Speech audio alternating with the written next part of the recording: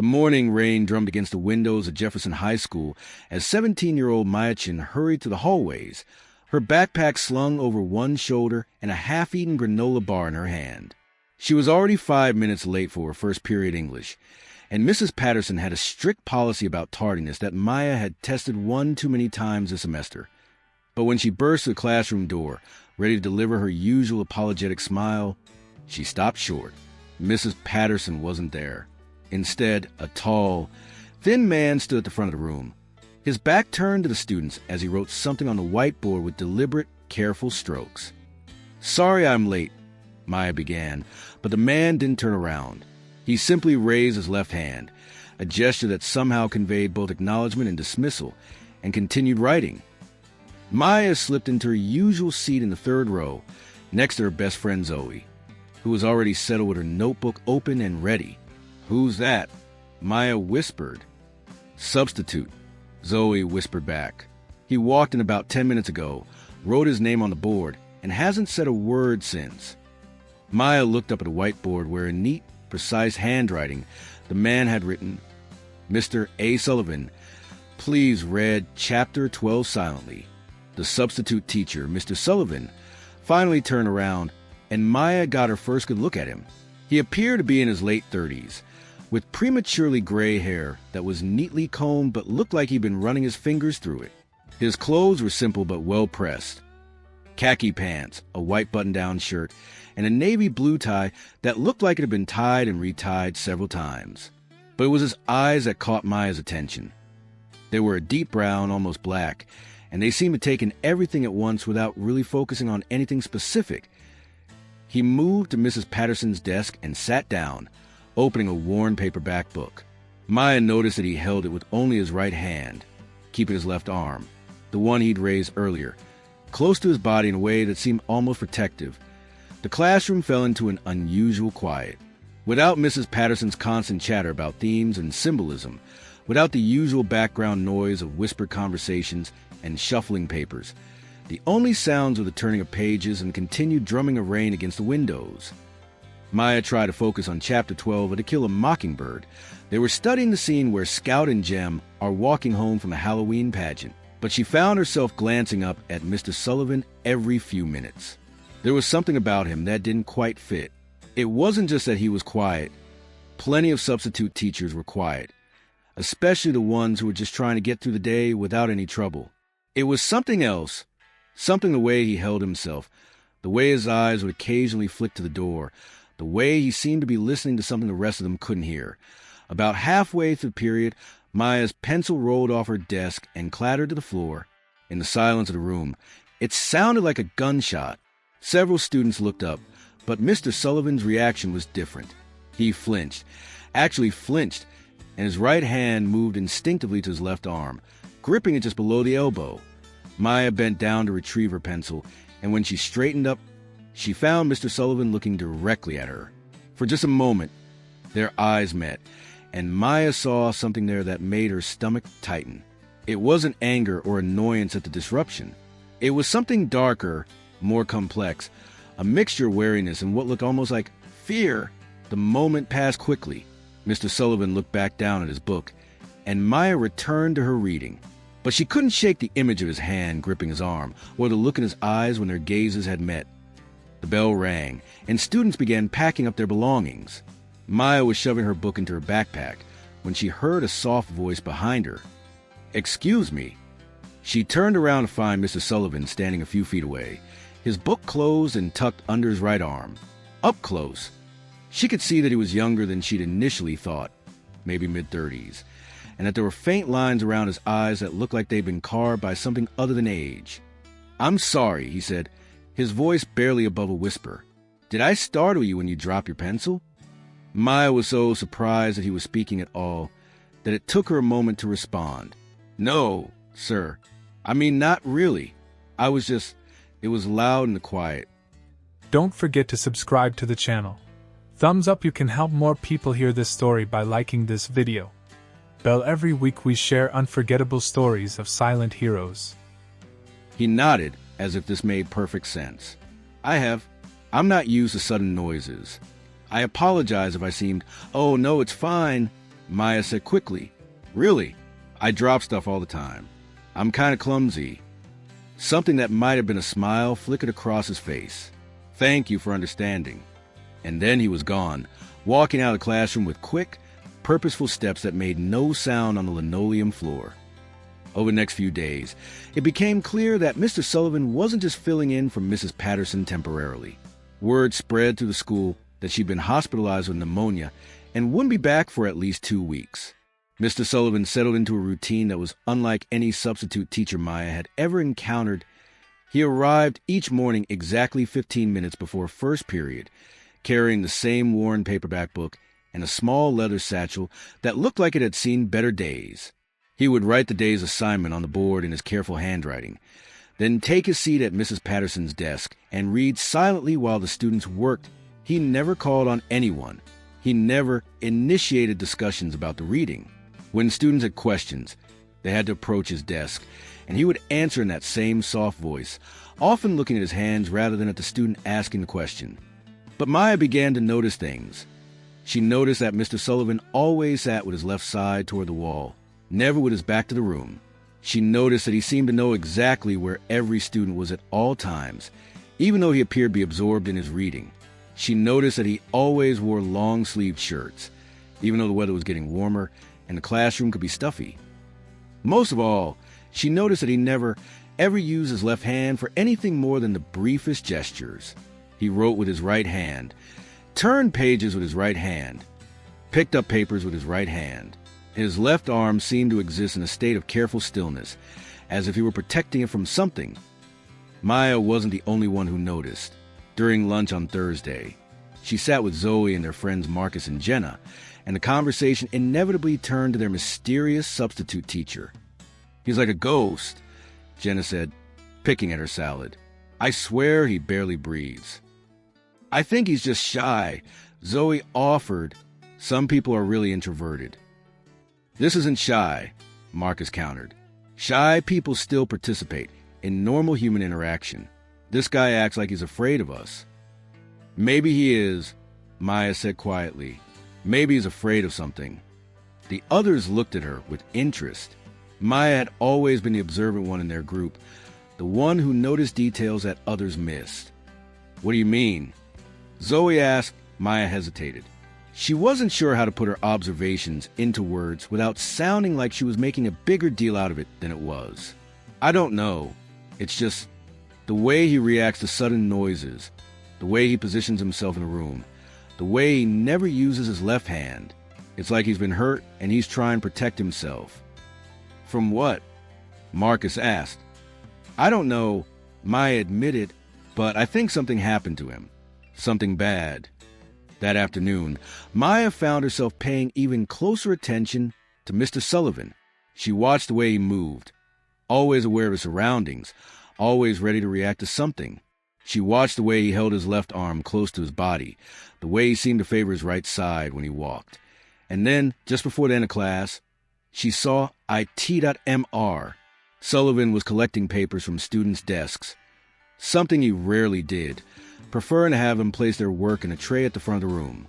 But today, for some reason, he was walking around the classroom, gathering the assignments personally as he reached across Maya's desk to collect her paper. His left sleeve rolled up just slightly, revealing a few inches of his forearm. What Maya saw made her breath catch in her throat. Scars. Not just one or two, but a network of them. Some thin and precise, others broader and more jagged. They were old, faded to a silvery white, but they covered a visible portion of his arm like a road map of Pain-Demar. Sullivan must have noticed her staring, because he quickly pulled his sleeve down and stepped back. For a moment, their eyes met again, and Maya saw in his expression a mixture of embarrassment and something that looked almost like panic. "I'm sorry," she said impulsively. "I didn't mean to. It's all right," he said quietly, but his voice was strained. "These things happen." He moved away quickly, finishing his collection papers with his right hand carefully positioned to keep his left sleeve in place. Maya spent the rest of the period staring at her desk, her mind racing. Those weren't accidental scars. They were too numerous, too patterned, and the way he'd reacted when she'd seen them, the embarrassment, the fear, told her that whatever caused those marks was something he'd been trying very hard to hide. When the bell rang, Maya stayed in her seat until the other students had filed out. Mr. Sullivan was organizing the papers on his desk, his movements careful and deliberate. "Mr. Sullivan," she said softly as he looked up, and she could see the wariness in his eyes. "I just want to say, if you ever need someone to talk to, I'm a good listener." For a long moment, he didn't respond. Then, so quietly she almost didn't hear it, he said, "Thank you, Maya. That's very kind." It was the first time he'd used her name. That evening, Maya couldn't concentrate on her homework. She kept thinking about Mr. Sullivan's scars, about the way he'd reacted when she'd seen them, about the careful way he moved through the world, as if he were expecting danger at any moment. She found herself wondering about his first name, A. Sullivan. He'd written on the board. What did the A stand for? And why had he chosen to use only his first initial? Without really thinking about what she was doing, Maya opened her laptop and began searching. She started with A. Sullivan teacher, but that brought up thousands of results. She tried A. Sullivan substitute teacher, with similar results. She tried A. Sullivan Jefferson High School, but found only the lunch menu for the week and a few announcements about upcoming events. She was about to give up when she remembered something. Mr. Sullivan had mentioned that he wasn't used to sudden noises, and the way he positioned himself in the room, always with his back to the wall, always aware of the exits. It reminded her of something she'd learned in her psychology class about trauma responses, that on impulse, she typed A. Sullivan veteran into the search bar. The results were more promising. There were several articles about veterans named Sullivan, but most of them were either much older or had different first names. She was scrolling to the third page of results when she saw it. Local veteran receives Purple Heart for service in Afghanistan. The headline was from a small newspaper in a town about 50 miles away, dated 3 years earlier. Maya clicked on the link, her heart beating faster. The article was short, but it contained a photograph that made Maya's breath catch. It showed a man in dress uniform standing next to a flag, receiving a medal from a military officer.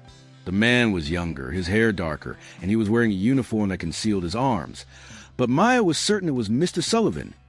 The caption read, "Sergeant Alexander Sullivan receives a Purple Heart for wounds sustained during combat operations in Afghanistan. Sullivan, 31, served 2 tours of duty before being medically discharged following injuries sustained in an IED explosion. Alexander. His name was Alexander." Maya read the article several times, her mind racing.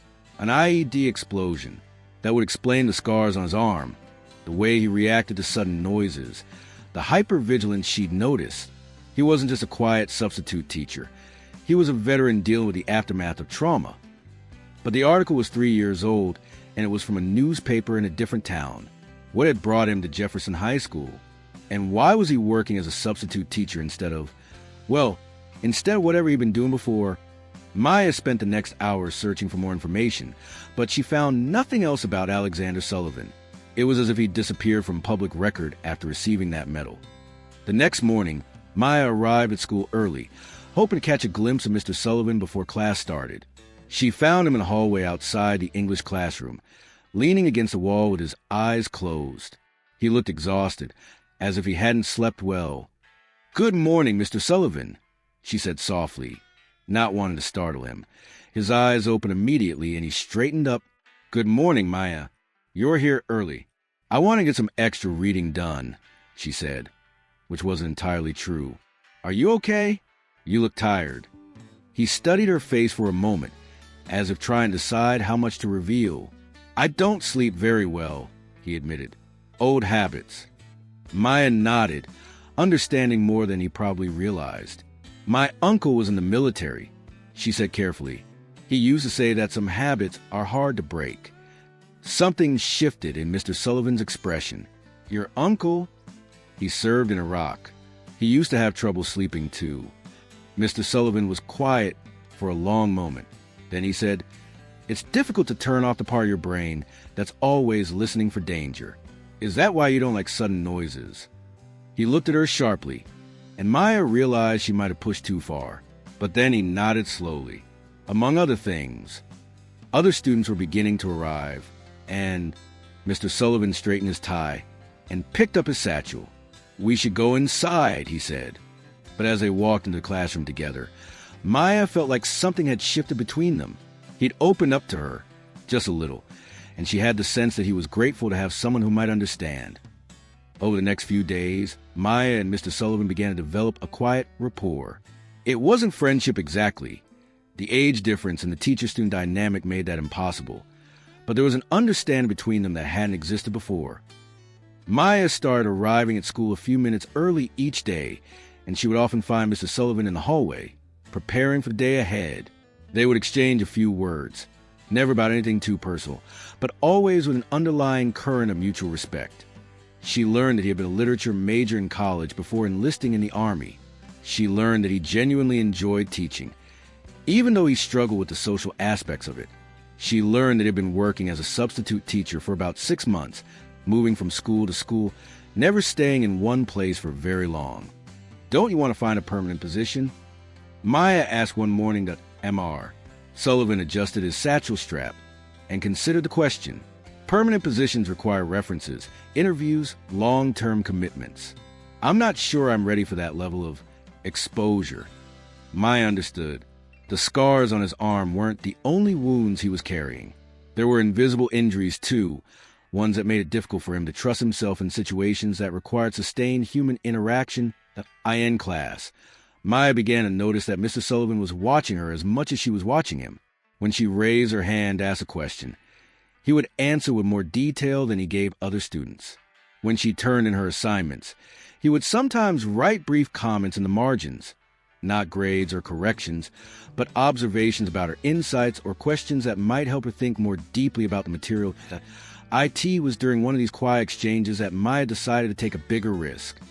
She had written an essay about the theme of moral courage in To Kill a Mockingbird, focusing on the character of Atticus Finch and his decision to defend Tom Robinson despite the social pressure to do otherwise. When Mr. Sullivan returned her essay, she found a note written in his careful handwriting at the bottom of the page. "Excellent analysis. Your understanding of moral courage is mature and thoughtful. Have you considered how courage might manifest differently in different circumstances? Not all courage looks the same." Maya stared at the note for a long time. She had the distinct impression that he wasn't just talking about the book. That afternoon, she stayed after class again. Most of the other students had rushed out as soon as the bell rang, eager to get to lunch or their next class. Maya took her time packing up her books, waiting until the room was empty. "Mr. Sullivan," she said, approaching his desk. He looked up from the papers he was grading. "Yes." "Your note on my essay about courage manifesting differently in different circumstances. I was wondering if you could explain what you meant." He set down his pen and studied her face. "What do you think I meant?" Maya hesitated. This was the moment. She could either play it safe and give a generic answer about the book, or she could be honest about what she suspected. "I think you meant that sometimes courage isn't about doing something big and dramatic. Sometimes it's about getting up every day and facing things that scare you, even when you'd rather hide." Mr. Sullivan's expression didn't change, but Maya saw something flicker in his eyes. "That's a very perceptive observation. I think," Maya continued, gathering her courage, "that it takes a lot of bravery to stand in front of a room full of teenagers every day when you're dealing with things that make normal social interaction difficult." For a long moment, they looked at each other in silence. Then Mr. Sullivan said, very quietly, "How did you know?" Maya's heart was beating fast. "I didn't know for sure, but I noticed things. The way you react to sudden noises, the way you position yourself in a room, the scars on your arm. My uncle went through something similar after Iraq." Mr. Sullivan closed his eyes and took a deep breath. When he opened them again, he looked older somehow, more tired. "I'm not sure I should be teaching," he said. "I'm not sure I'm qualified to be around young people." "Why not?" "Because I'm broken," he said simply. "Because I have panic attacks in grocery stores, and I can't sleep without checking the locks on my doors 3 times, and I flinch when someone drops a pencil." Maya felt tears prick at her eyes. "That doesn't make you broken. That makes you human." "Does it?" He stood up and walked to the window, keeping his back to her. "I used to be good at this. Teaching, I mean. before Afghanistan. I was confident, articulate. I could handle a classroom full of students without thinking twice about it. You're good at it now, Maya said firmly. You're just different. He turned around to face her. Different how? You're quieter. But you pay attention to things other teachers miss. You notice when students are struggling, even if they don't say anything. You make us think about the books we're reading instead of just memorizing facts for tests. And you treat us like we're capable of understanding complex ideas. I hide from them, he said. From all of you. I hide behind silence and distance because I'm afraid of what might happen if I let myself be fully present. But you're still here, Maya pointed out. You could have given up on teaching altogether, but you didn't. You keep showing up even when it's hard. Mr. Sullivan was quiet for a long time, looking out the window at the parking lot where students were walking to their cars. Your uncle, he said finally. How is he now? Better, Maya said. Not perfect, but better. He went to therapy, and he learned some techniques for managing the anxiety. He still has bad days, but he also has good days. And he says that talking about it, finding people who understand, made a huge difference. I'm not sure I'm ready for that. You don't have to be ready for everything at once, Maya said. You just have to be ready for the next step. The next week brought an unexpected challenge. The school was hosting a career fair, and all students were required to attend presentations by various professionals during their English class period. Maya arrived to find a classroom filled with folding chairs arranged in rows, facing a podium that had been set up at the front of the room to MR. Sullivan was nowhere to be seen. Where's our teacher? Asked Jason, one of the students who rarely spoke in class. Maybe he's sick, suggested Zoe. Maya felt a knot forming in her stomach. This was exactly the kind of situation that would be difficult for Mr. Sullivan. A crowded room, a disrupted routine, the expectation of normal social interaction with unfamiliar adults 0.5 minutes after the bell rang. The door opened and Mr. Sullivan stepped inside. Maya could see immediately that he was struggling. His face was pale, his breathing was shallow, and his right hand was pressed against his left arm in that protective gesture she'd noticed before. Good morning, he said, his voice barely audible. As you can see, we have a special presentation today. I'll be in the back of the room if you need anything. He moved quickly to the rear corner of the classroom, positioning himself with his back to the wall and his eyes on the door. Maya watched him take several deep breaths, trying to calm himself. The career fair presenter was a woman in her 40s who worked in marketing. She was energetic and enthusiastic, but her presentation style involved a lot of dramatic gestures and sudden movements. Every time she clapped her hands or slapped the podium for emphasis, Maya saw Mr. Sullivan flinch. About halfway through the presentation, the woman asked for student volunteers to participate in a role-playing exercise. Several hands went up, but Maya found herself more concerned about Mr. Sullivan than about the activity. His breathing had become more labored, and he kept glancing at the door as if calculating how quickly he could reach it. Then disaster struck. The marketing woman had asked a student to help her demonstrate a sales pitch. The student, a boy named Derek who was known for being a bit of a class clown, decided to add some physical comedy to his performance. He picked up a stack of books from Mrs. Patterson's desk and pretended to juggle them. The inevitable happened. The books crashed the floor with a sound like thunder, and Derek laughed as he bent to pick them up. The effect on Mr. Sullivan was immediate and dramatic. He jerked backward, his chair scraping against the wall, and Maya saw his face go completely white. His breathing became rapid and shallow, and his eyes darted around the room like a trapped animal looking for escape. He was having a panic attack. Maya didn't think. She simply acted. She stood up from her seat and walked calmly to the back of the room, ignoring the curious stares of her classmates. Mr. Sullivan, she said quietly, crouching down beside his chair. Can you hear me? He looked at her, but his eyes were unfocused, distant. His right hand was gripping his left arm so tightly that his knuckles were white. You're safe? Maya said, keeping her voice low and steady. You're in the classroom at Jefferson High School. There's no danger here. She remembered what her uncle had told her about panic attacks, how important it was to stay calm, to provide grounding, to help the person focus on the present moment rather than whatever trauma their mind was reliving. Can you tell me 5 things you can see? She asked at MR. Sullivan's eyes slowly focused on her face. I can see you, he whispered. Good. What else? The whiteboard. The clock. The books on the floor. That's 4. One more. The windows. I can see the windows. Excellent. Now, can you tell me 4 things you can hear? They worked through the grounding exercise together. 5 things he could see. For things he could hear. 3 things he could touch. 2 things he could smell. 1 thing he could taste.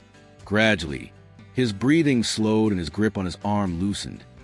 The presentation had continued at the front of the room, but Maya was dimly aware that some of the students were watching them. She didn't care. The only thing that mattered was helping Mr. Sullivan get through this moment. Better? She asked when his breathing had returned to normal. He nodded, still looking shaken. Thank you, he said. I don't know what... I'm sorry you had to see that. Don't apologize, Maya said firmly. You don't have to apologize for having a human reaction to trauma. When the presentation ended and the students began filing out of the room, Maya stayed behind. Mr. Sullivan was still sitting in the back corner, looking exhausted. Do you want to talk about it? Maya asked. He was quiet for a long time.